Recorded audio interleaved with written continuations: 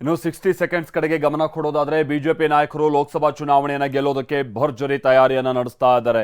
BJP ರಾಷ್ಟ್ರೀಯ ಸಂಘಟನಾ ಪ್ರಧಾನ ಕಾರ್ಯದರ್ಶಿ BL ಸಂತೋಷ್ ನೇತೃತ್ವದಲ್ಲಿ ಸಭೆ ನಡೆದಿದ್ದರ ಹಿಂದೆ ಈಗ ಬಹಳಷ್ಟು ಮಂದಿ ಕುಹುಕ ಆಡೋದಕ್ಕೂ ಕೂಡ ಕಾರಣ ಆಗಿದೆ. ಅದರಲ್ಲೂ ಈ ಸಭೆ ನಡೆದಿರುವಂಥ ಸಂದರ್ಭದಲ್ಲಿ ಹಲವು ನಾಯಕರು ಗೈರಾಗಿರುವಂಥದ್ದು ಕೂಡ ಬಹಳಷ್ಟು ಅನುಮಾನಕ್ಕೂ ಎಡೆ ಮಾಡಿಕೊಡ್ತಾ ಇದೆ. ಲೋಕಸಭೆ ಚುನಾವಣೆ ಗೆಲ್ಲೋದಕ್ಕೆ ಬಿಜೆಪಿ ರಂಗತಾಲೀಮು ನಡೆಸುತ್ತಿದೆ. ಬೆಂಗಳೂರಿನ ಬಿಜೆಪಿ ರಾಜ್ಯ ಕಚೇರಿಯಲ್ಲಿ ಮತದಾರರ ಜಾಗೃತಿ ಅಭಿಯಾನ ನಡೆಸಿದ್ದಾರೆ. BL ಸಂತೋಷ್ ನೇತೃತ್ವದಲ್ಲಿ ನಡೆದ ಮಹತ್ವದ ಸಭೆಯಲ್ಲಿ ಸಂಸದರು, ಶಾಸಕರು, ಪದಾಧಿಕಾರಿಗಳು ಭಾಗಿಯಾಗಿದ್ದಾರೆ. ಆದರೆ ಹಲವು ನಾಯಕರು ಸಭೆಗೆ ಹಾಜರಾಗಿಲ್ಲ. ಹೀಗಾಗಿ ಬಿಜೆಪಿಯಲ್ಲಿ ಅಸಮಾಧಾನದ ಬೆಂಕಿ ಒಳಗೊಳಗೆ ಧಗಧಗಿಸುತ್ತಿರೋದು ಹೊರಬಿದ್ದಿದೆ. ಬಿಜೆಪಿಯಲ್ಲೇ ST ಸೋಮಶೇಖರ್, ಹೆಬ್ಬಾರ್, ಮುನೇನಕೊಪ್ಪ ಕಾಂಗ್ರೆಸ್ ಸೇರ್ತಾರಾ ಅನ್ನೋ ಕುತೂಹಲ ಹೆಚ್ಚಾಗಿದೆ. ಇದರ ನಡುವೆ ಬೆಂಗಳೂರಿನ ಬಿಜೆಪಿ ಸಭೆಗೆ ಹಲವು ನಾಯಕರು ಗೈರಾಗಿದ್ದಾರೆ. ಬಿಜೆಪಿ ಸಭೆಗೆ ಅಸಮಾಧಾನಿತರು ಗೈರಾಗಿದ್ದಾರೆ. ಶಾಸಕರಾದ ST ಸೋಮಶೇಖರ್, ಶಿವರಾಮ್ ಹೆಬ್ಬಾರ್ ಸಭೆಗೆ ಬಂದಿಲ್ಲ. ಅಲ್ಲದೆ ಮಾಜಿ ಸಚಿವರಾದ ಶಂಕರ್ ಪಾಟೀಲ್, ಮುನೇನಕೊಪ್ಪ ಕೂಡ ಸಭೆಗೆ ಹಾಜರಾಗಿಲ್ಲ. ವಿ ಸೋಮಣ್ಣ, ಮಾಜಿ CM BSY ಕೂಡ ಸಂತೋಷ್ ನೇತೃತ್ವದಲ್ಲಿ ನಡೆದ ಸಭೆಗೆ ಗೈರಾಗಿದ್ದು, KS ಈಶ್ವರಪ್ಪ, ಆರಗ ಜ್ಞಾನೇಂದ್ರ, ವಿಜಯೇಂದ್ರ ಕೂಡ ಬಂದಿಲ್ಲ. ಮಾಜಿ ಶಾಸಕ ಹರತಾಳು ಹಾಲಪ್ಪ ಬಿಜೆಪಿ ಸಭೆಗೆ ಗೈರಾಗಿದ್ದಾರೆ. ಇತ್ತ ಆರೋಗ್ಯ ಸಮಸ್ಯೆಯಿಂದ ಬಸವರಾಜ ಬೊಮ್ಮಾಯಿ ಸಭೆಗೆ ಹಾಜರಾಗಿಲ್ಲ ಎನ್ನಲಾಗಿದೆ.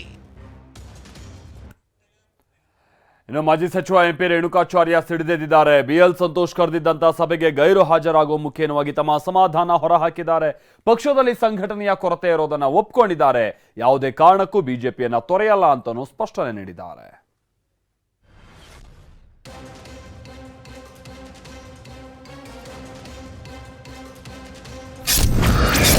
ಬಿಜೆಪಿ ನಾಯಕರ ಸಭೆಗೆ MP ರೇಣುಕಾಚಾರ್ಯ ಗೈರು.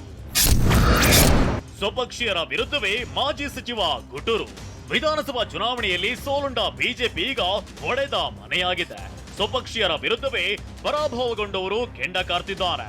ಹೊನ್ನಾಳಿ ಮಾಜಿ ಶಾಸಕ MP ರೇಣುಕಾಚಾರ್ಯ ಇಂದು ನಡೆದ ಬಿಜೆಪಿ ನಾಯಕರ ಸಭೆಗೆ ಗೈರು ಹಾಜರಾಗುವ ಮೂಲಕ ಟಕ್ಕರ್ ನೀಡಿದ್ದಾರೆ.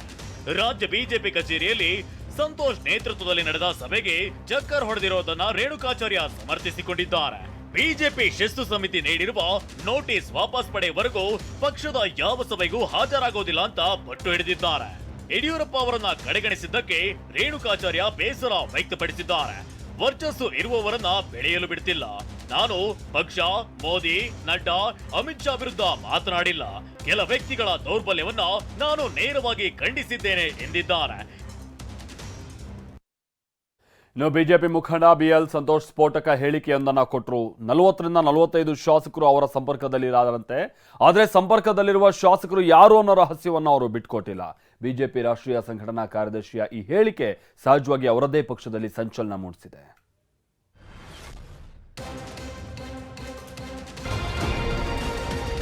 ವಿಧಾನಸಭಾ ಚುನಾವಣೆಯಲ್ಲಿ ಸೋತು ಸುಣ್ಣವಾಗಿರುವ ಬಿಜೆಪಿ ಈಗ ಲೋಕಸಭಾ ಎಲೆಕ್ಷನ್ಗೆ ಸಜ್ಜಾಗ್ತಿದೆ. ಈ ಹಿನ್ನೆಲೆಯಲ್ಲಿ ಬಿಜೆಪಿ ರಾಷ್ಟ್ರೀಯ ಸಂಘಟನಾ ಕಾರ್ಯದರ್ಶಿ ಸಂತೋಷ್ ನೇತೃತ್ವದಲ್ಲಿ ಮತದಾರರ ಜಾಗೃತಿ ಅಭಿಯಾನ ಕುರಿತು ಸಭೆ ನಡೆಯಿತು. ಸಭೆಯಲ್ಲಿ BL ಸಂತೋಷ್ ಹೊಸ ಬಾಂಬ್ ಸಿಡಿಸಿದ್ರು. 40ರಿಂದ 45 ಶಾಸಕರು ನನ್ನ ಸಂಪರ್ಕದಲ್ಲಿದ್ದಾರೆ. ಹೈಕಮಾಂಡ್ ಒಪ್ಪಿಗೆ ಸೂಚಿಸಿದ್ರೆ ನಾಳೆ ಬಿಜೆಪಿಗೆ ಸೇರ್ಪಡೆಯಾಗಲಿದ್ದಾರೆ. ಆದರೆ ನಮಗೆ ಈಗ ಶಾಸಕರು ಅಗತ್ಯವಿಲ್ಲ, ಸರ್ಕಾರ ಮಾಡಬೇಕಾಗಿಲ್ಲ ಎಂಬ ಸ್ಫೋಟಕ ಹೇಳಿಕೆ ನೀಡಿದ್ದಾರೆ ಎಂದು ತಿಳಿದು ಬಂದಿದೆ.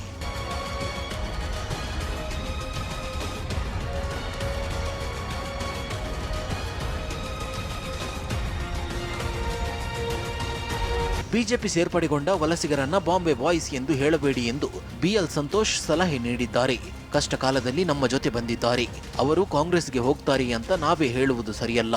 ಬಿಟ್ಟು ಹೋಗುವವರ ಬಗ್ಗೆ ಚಿಂತೆ ಬೇಡ. ಯಾರೂ ಪಕ್ಷ ಬಿಡುವುದಿಲ್ಲ ಎಂಬ ವಿಶ್ವಾಸವನ್ನ ಸಂತೋಷ್ ವ್ಯಕ್ತಪಡಿಸಿದ್ರು ಎಂದು ಮೂಲಗಳು ತಿಳಿಸಿವೆ. ಇನ್ನು ಲೋಕಸಭಾ ಚುನಾವಣೆಗೆ ಈ ತರದ ಸಭೆಯ ಮುಖೇನವಾಗಿ ಬಿಜೆಪಿ ಇವತ್ತು ತಂತ್ರವನ್ನ ಶುರು ಮಾಡಿಕೊಂಡಿದೆ. ಬಿಜೆಪಿ ನಾಯಕರಿಗೆ BL ಸಂತೋಷ್ ಹೊಸ ಸಂದೇಶವನ್ನ ಕೊಟ್ಟಿದ್ದಾರೆ. ಏನೇನು ಹೇಳಿದ್ದಾರೆ ಇವತ್ತು BL ಸಂತೋಷ್?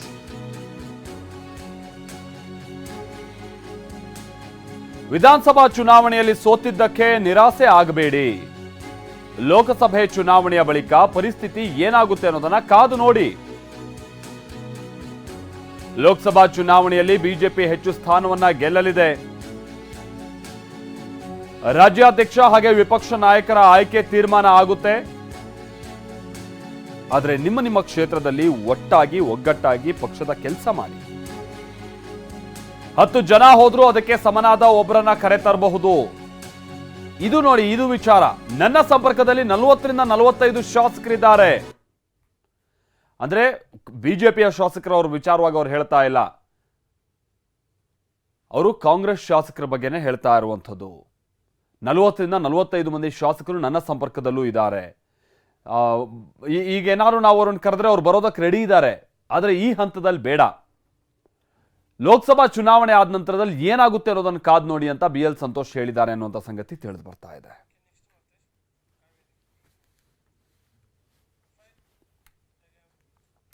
ಇನ್ನು ತಮಿಳುನಾಡಿಗೆ ನೀರು ಬಿಡೋದನ್ನ ವಿರೋಧಿಸಿ ಮಂಡ್ಯದಲ್ಲಿ ಇಷ್ಟು ದಿನ ರೈತರು ನಡೆಸ್ತಾ ಇದ್ದಂಥ ಪ್ರತಿಭಟನೆಯನ್ನ ಇದೀಗ ಅವರು ತೀವ್ರಗೊಳಿಸಿದ್ದಾರೆ. ಮಂಡ್ಯದಲ್ಲಿ ರೈತರು ನಾನಾ ರೀತಿಯಾದಂತಹ ಪ್ರತಿಭಟನೆ ನಡೆಸ್ತಾ ಇದ್ದಾರೆ. ಮತ್ತೊಂದು ಕಡೆ ಶಾಸಕ ದರ್ಶನ್ ಪುಟ್ಟಣಯ್ಯ ನಡೆಸ್ತಾ ಇರುವಂತಹ ಅಹೋರಾತ್ರಿ ಧರಣಿ ಕೂಡ ಮುಂದುವರೆದಿದೆ. ಆಕ್ರೋಶದ ಕಟ್ಟೆ ಒಡೆದಿದೆ. ರೈತರು ಕೊತ ಕೊತ ಕುದಿಯುತ್ತಿದ್ದಾರೆ. ಮಂಡ್ಯದಲ್ಲಿ ಪ್ರತಿಭಟನೆ ಭುಗಿಲೆದ್ದಿದೆ. ಕೆಆರ್ಎಸ್ನಿಂದ ತಮಿಳುನಾಡಿಗೆ ನೀರು ಹರಿಸುವುದನ್ನು ಖಂಡಿಸಿ ಮಂಡ್ಯ ಜಿಲ್ಲೆಯ ಶ್ರೀರಂಗಪಟ್ಟಣದಲ್ಲಿ ರೈತರು ಅರೆಬೆತ್ತಲೆ ಮೆರವಣಿಗೆ ನಡೆಸಿದ್ರು. ಭೂಮಿ ತಾಯಿ ಹೋರಾಟ ಸಮಿತಿ ಕಾರ್ಯಕರ್ತರು ಕಾವೇರಿ ನದಿ ಸ್ನಾನಘಟ್ಟದಿಂದ ತಾಲೂಕು ಕಚೇರಿವರೆಗೆ ಪ್ರತಿಭಟನಾ ರ್ಯಾಲಿ ನಡೆಸಿದ್ರು. ರಾಜ್ಯ ಸರ್ಕಾರದ ವಿರುದ್ಧ ಘೋಷಣೆ ಕೂಗಿ ಪ್ರತಿಭಟನೆಕಾರರು ಆಕ್ರೋಶ ಹೊರಹಾಕಿದ್ರು. ಅಷ್ಟೇ ಅಲ್ಲದೆ ಕಾವೇರಿ ನದಿಗೆ ಇಳಿದು ನೀರು ನಿಲ್ಲಿಸುವವರೆಗೂ ಹೋರಾಟ ಮಾಡ್ತೀವಿ ಅಂತ ಪ್ರಮಾಣ ಮಾಡಿದ್ರು.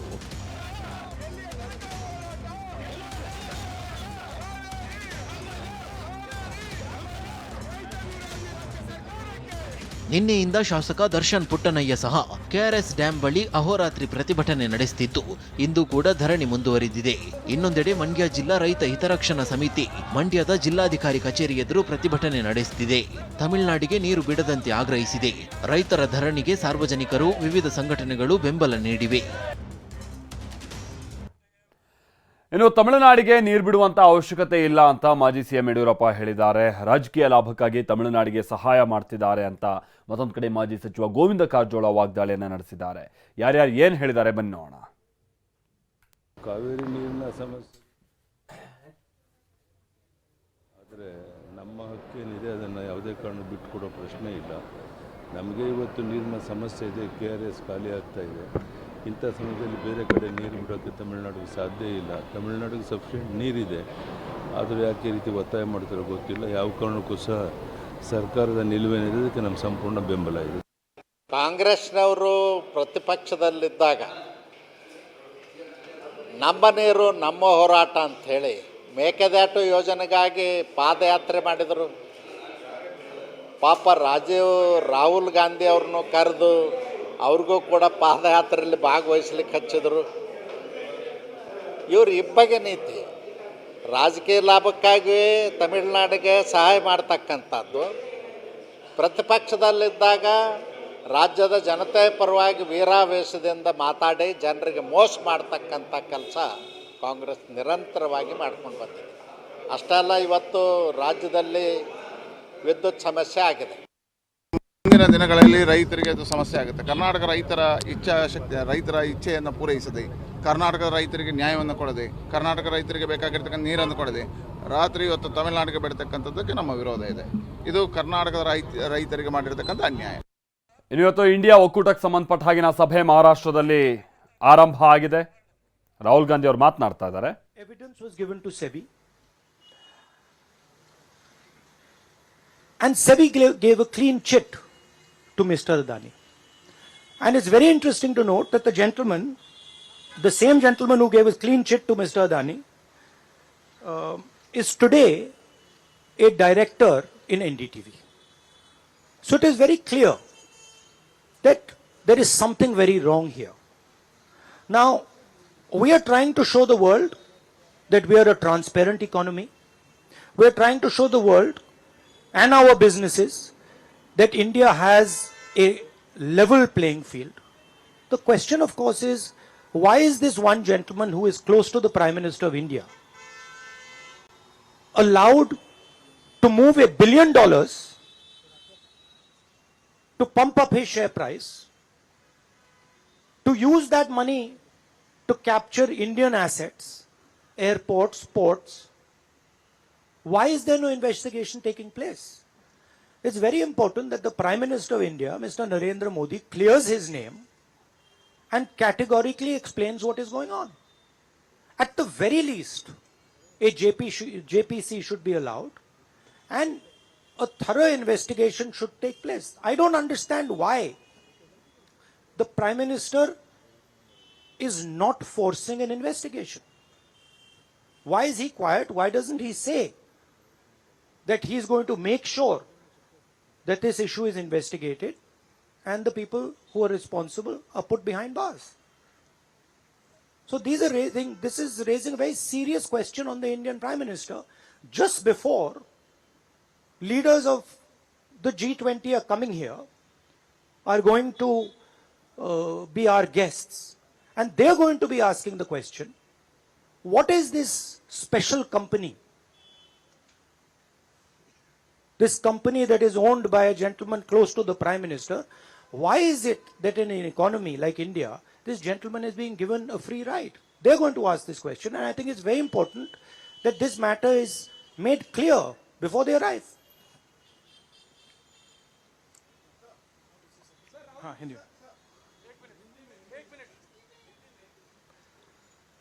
देखिए, G20 का समय है, अलग अलग देशों से यहां लीडर्स आ रहे हैं, और आज सुबह एक बहुत गंभीर मामला उठाया गया है।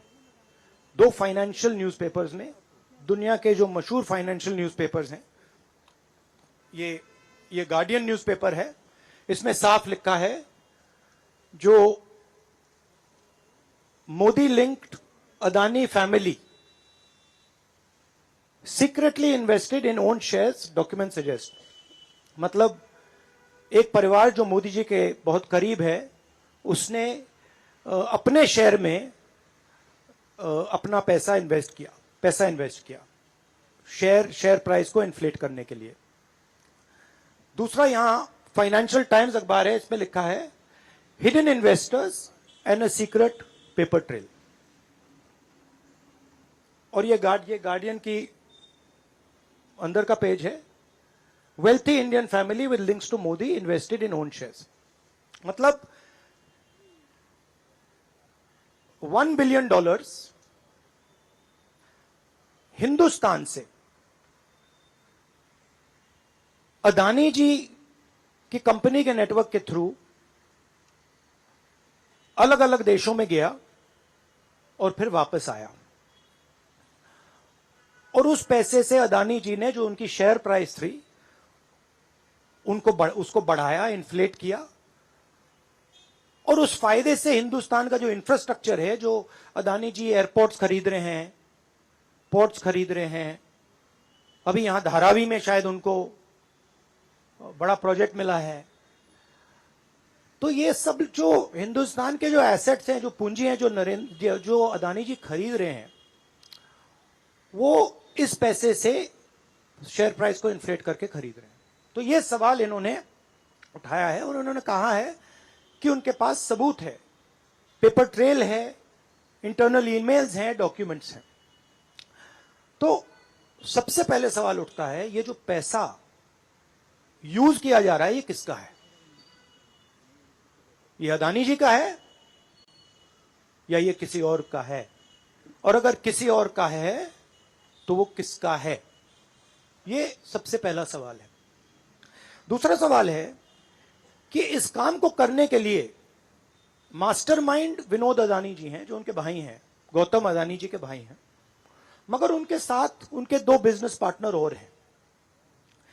एक का नाम नासिर अली शबान अली, और दूसरा चैंग चुंग लिंग चाइना का है। तो दूसरा सवाल यह उठता है कि जब अदानी जी हिंदुस्तान का इंफ्रास्ट्रक्चर खरीदे जा रहे हैं, तो ये जो चाइनीज नेशनल है, ये इसमें कैसे इन्वॉल्व है? इसका क्या रोल है? इसने क्या किया? ये साबित होना चाहिए। ये दूसरा सवाल। और ये जो फॉरेन नेशनल्स हैं, ये हिंदुस्तान की शेयर मार्केट को कैसे मैनिपुलेट कर रहे हैं?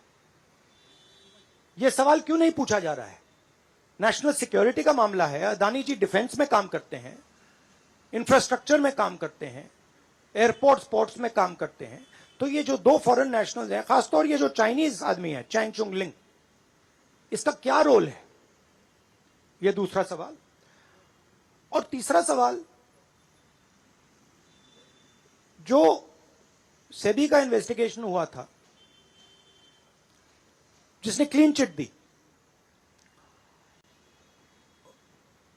जिस व्यक्ति ने इन्वेस्टिगेशन किया और जिसने क्लीन चिट दी, आज वो अदानी जी का जो चैनल है एनडीटीवी, उसका डायरेक्टर है। तो मतलब ये एक नेटवर्क है।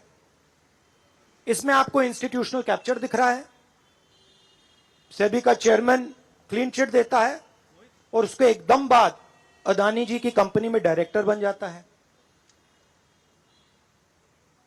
इंटरनेशनल मामला है, स्टॉक मार्केट को इन्फ्लेट किया जा रहा है और उस इन्फ्लेट करने के बाद उससे हिंदुस्तान के एसेट्स खरीदे जा रहे हैं। तो सवाल ये उठता है, इसके बारे में प्रधानमंत्री कुछ क्यों नहीं कर रहे हैं, शांत क्यों है? यहां पे फॉरेन न्यूज़पेपर ने साफ कहा है, wealthy Indian family with links to Modi. मतलब अखबार कह रहा है कि नरेंद्र मोदी जी का अदानी जी का रिश्ता है।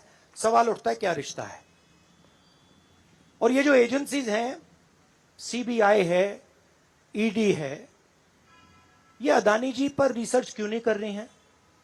ये अदानी जी को इंटेरोगेट क्यों नहीं कर रही हैं? ये सवाल उठता है। हिंदुस्तान का रेप्यूटेशन लाइन पे है। G20 हो रहा है, हम कहते हैं